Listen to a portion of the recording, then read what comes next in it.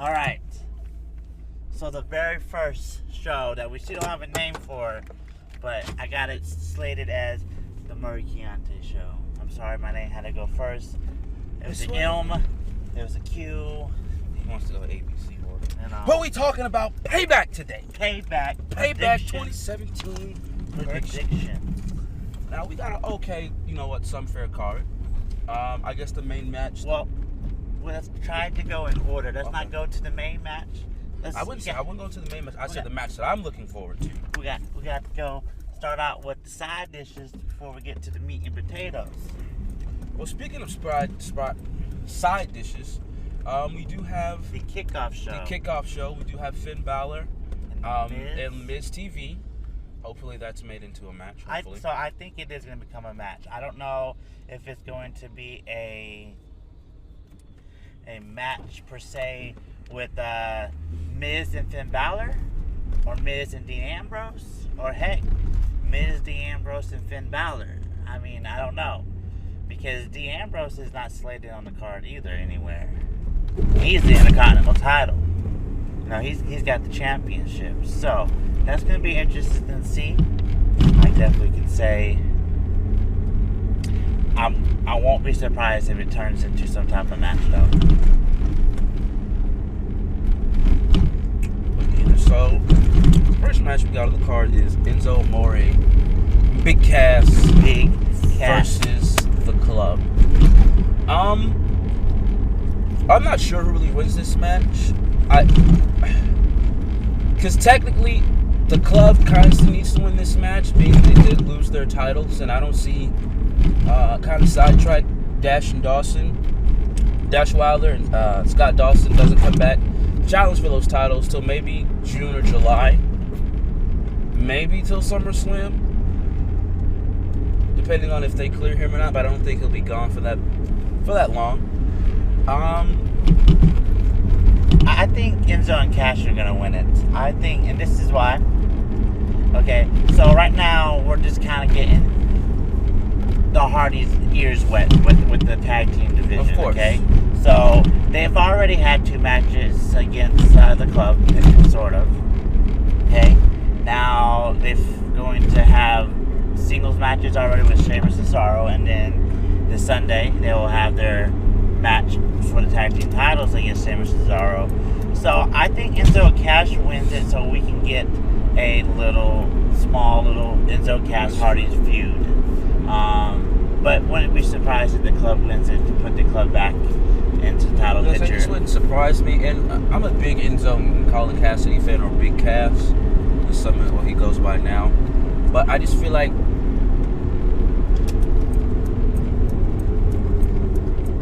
Vince or whoever gets a kick out of just seeing Enzo just get beat the hell out of. I just think they honestly could get a kick out of that. Yeah, I mean, but that's the type of person he is. So of course, I don't think that's a bad thing. No, I don't either. But I think at the end of the day, I'm gonna have Enzo and Cash winning. That's who I got. So who's your prediction? I want to say Enzo and Cass, but I'm gonna go ahead with my gut feeling. I'm with The Club on this one. All right. Next match on the card, we have Chris Jericho versus Kevin Owens. And as you know, the winner will go to SmackDown and be the United States Champion. The loser will obviously stay on Raw, whether that be Chris Jericho. I'm pretty sure Kevin Owens is supposed to stay on SmackDown even if he loses, isn't he not? I don't know. Maybe. I just think the stipulation is if Chris Jericho wins, he goes to SmackDown. I don't think there's any stipulation with him with KO coming back to Raw. The storyline to me has been pretty good. It's had its ups and downs. It's been pretty funny to me. I think it was time for Kevin Owens to separate himself from Chris Jericho. Not to say that Chris Jericho was doing a bad job, of course, but it was time for Kevin Owens to be that monster heel that he was coming into NXT and going on to beat John Cena. And this one, of course, the obvious choice. I'm going to go with Kevin Owens. Yeah, I'll go with Kevin Owens, too. I thought this whole feud and the whole friendship and all that was done perfectly outside of. I didn't like the way they broke it up, and I don't mind the way they did it, the timing of it. I think they should have waited to after Payback to do it. I mean, I understand that they did it before Payback, so to have Chris Jericho come out to distract Kevin Owens, so Goldberg, hit with the spear, jackknife, jackhammer, and 1, 2, 3. But I don't think they needed that distraction anyways, because you already had Goldberg squash Brock once, kind of twice in the Royal Rumble. Kind of twice. So I think technically you could have just had him came out and squash Kevin Owens, and it would have been fine. Of course, it would have made it more believable. Just to set the fact of the matter, it's not gonna be wrong. Kevin Owens, he's a bull. Don't get me wrong. But then the guy can go. But then you have a guy that's built as a beast, as in Brock Lesnar, and technical terms, he's kind of made him his bitch. So that's where that kind of lies in. But I don't think they needed to have Chris Jericho come out. If they did, I don't think it needed to be at that time. I felt like if Goldberg didn't take the contract, I don't even know if Kevin Owens, without the injury for Finn, would have been Universal Champion. But that's neither here nor there. Now for that match, we agree both got Kevin Owens. So, next match on the card is the tag team match for the Raw Tag Team titles. We have the Hardy Boys versus Sheamus and Cesaro. This was kind of a little toss-up for me, but I'm going to choose the Hardys. I don't think that Sheamus and Cesaro will last very long. I want to see how long they can go with this team.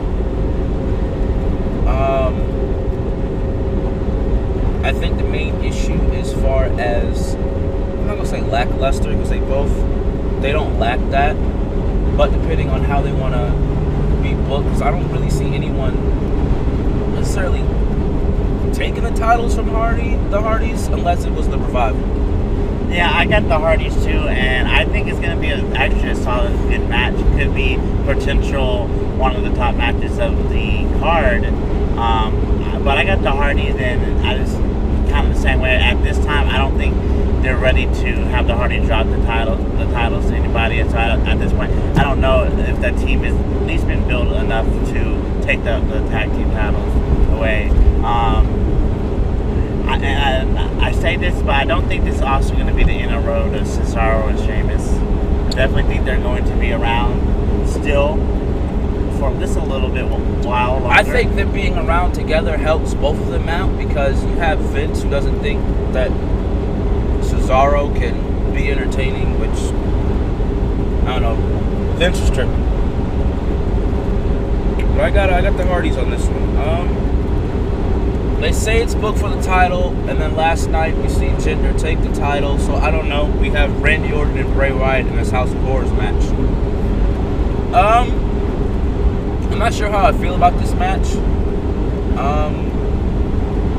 Non-gimmick matches and gimmick matches bother me. When I say gimmick matches, I'm talking about like a table, ladders, and chairs match at TLC, the stipulation matches. They bother me. Simple fact of the matter is because you don't know what to expect. Especially new ones. Like last year. Now, they did what they could in this so-called PG era or new era, however you want to, put this down. Ambrose and Jericho, the Ambrose Asylum match. I mean, they did what they could, but this House of Horrors match, I'm not even sure what to expect. I'm not even sure if this is even going to be in the ring. Well, see, apparently, part of it's going to be the ring, but part of it was already filmed. Where to the point where they have some, I guess, pet scenes or something. Mm-hmm. I'm not sure but that's from my understanding. But I'm not sure how I feel about it still. I definitely think Randy's gonna win it. Would not be surprised if Bray wins it though. And I'm for sure if it was for the title, Randy's gonna win it. But I still think Randy's gonna win it and kind of close off that chapter. Yes, Randy won at WrestleMania, and I don't think Randy beating Bray is gonna hurt Bray's character moving forward. So I definitely think Randy still gonna walk out winning it. I'm not sure about the gimmick of the match. We'll have to see.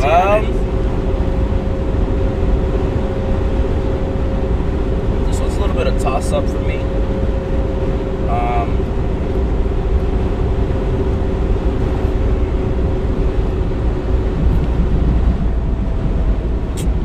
I'm gonna go with Randy on this one.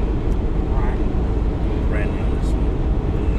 Not that I have anything against Bray. It's just that I don't. If they're gonna try to build Randy and Jinder on SmackDown, I don't see why Randy needs to take this L. But then I don't need to necessarily see why Bray we need to take this L. If they both could win, that would be awesome. The next match on the card is for the Cruiserweight Championship. We have Neville and Austin Aries. This one is kind of one of those quiet matches to where, you expect it to be a good match, and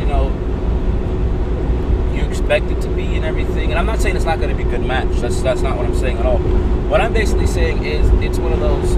It's on the pay-per-views, but it's kind of hit or miss. You can miss it, and it won't really bother you, but you can still watch it, and it's kind of. I honestly do think that Double A gets the victory here in this match. I think that Neville retaining at WrestleMania was good because his ankle broke his ankle and he missed it last year. So I'm gonna give it to Double A this Sunday. Yeah, I agree. Double A champion, new Cruiserweight champion. I honestly thought Double A should have won at WrestleMania. I understand giving Neville his WrestleMania moment, but still, I think Double A should have won it. Double A, I think, not only is he going to elevate the title, but make it a little more legit title because of the fact he's Double A. He's a pretty big, he was a pretty big indie TNA person. So definitely think, like I said, it's going to bring a little more prestige to the new version of the Cruiserweight title. And it'll be interesting to see now that Kalisto is on Raw. Does he join the Cruiserweight division, and then we get a feud between those two? But I definitely agree with the Double A prediction there.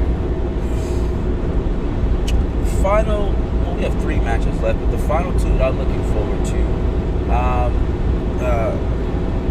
This one definitely Roman Reigns versus Braun Strowman.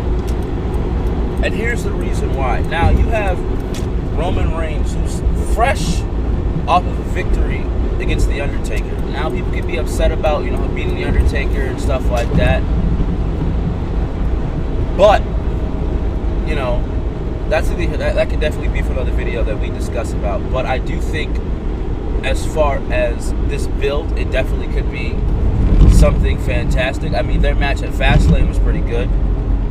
And I want to commend Braun Strowman for definitely kind of separating himself from the Wyatts after they departed. Because, the guy's just a straight monster. What was it? Last Monday where he picked up Kalisto and threw him in the trash can. I thought that was brilliant.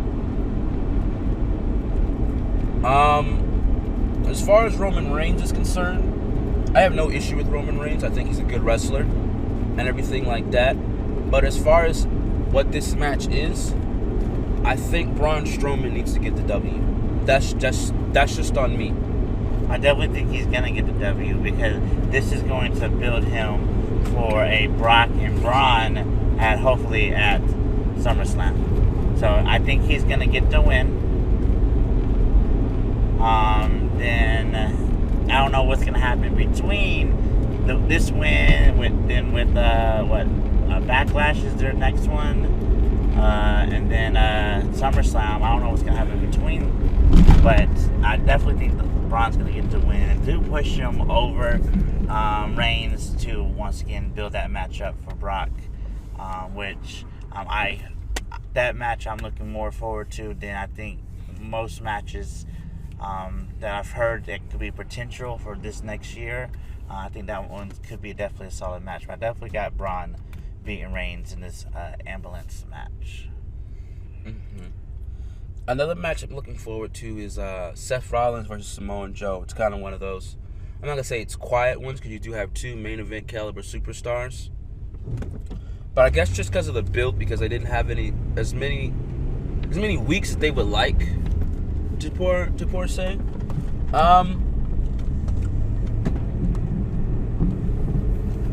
I gotta go with Seth Rollins for this one. I think Seth Rollins needs this victory to help continue to build himself, because as of right now, I don't know where Seth Rollins holds on the Raw pedestal, and that's partially because Raw doesn't have a champion. I mean, they do, but he's been missing for the past 3 weeks.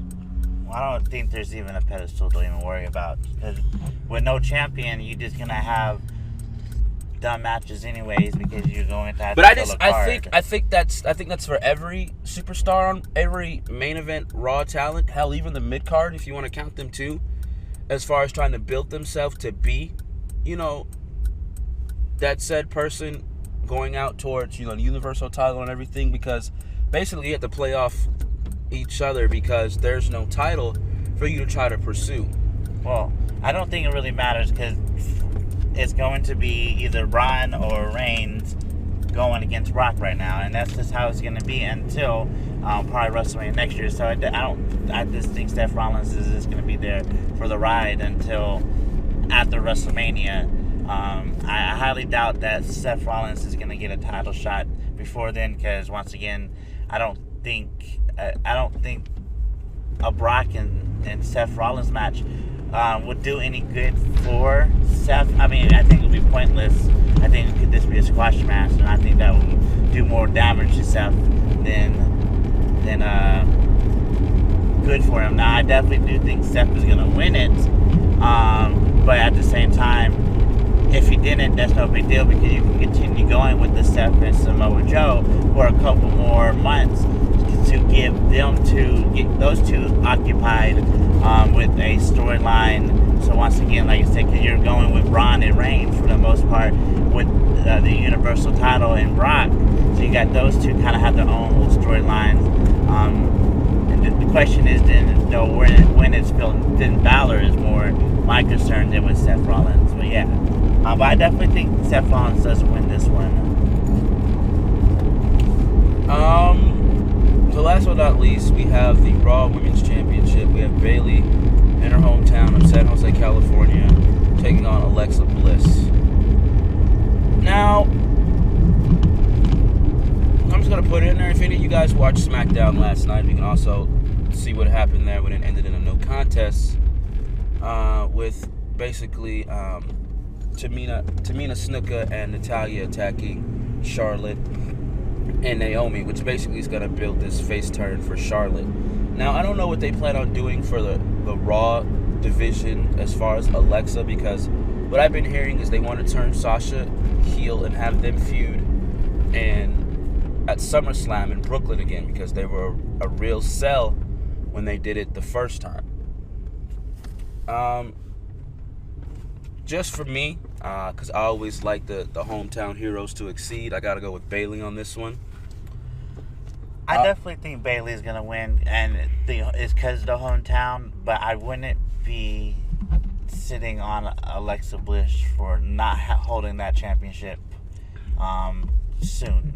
I definitely agree with the whole Sasha and Bayley thing that you were talking about and what they want to go forward to, but I wouldn't be shocked if Alexa somehow either gets involved into that or shortly after that ends at SummerSlam is the champion. Of course, they don't. And see, the main thing that I want them to try to avoid is the hot potato with the women's championship.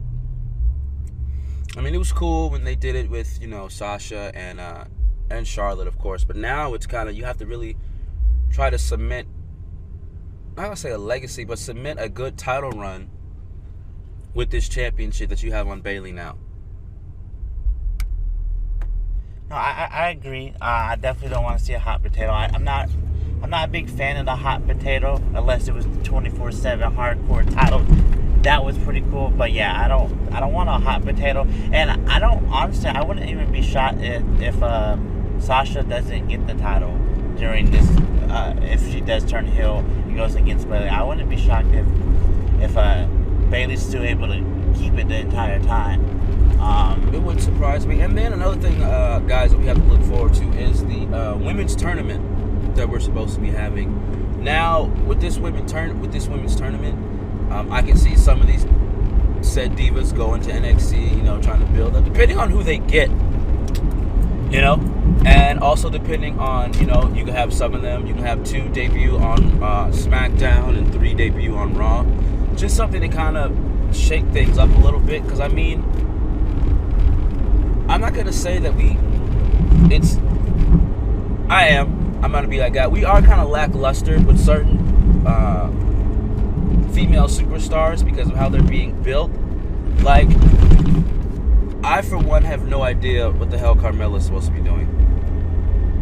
I just want to get that out there completely.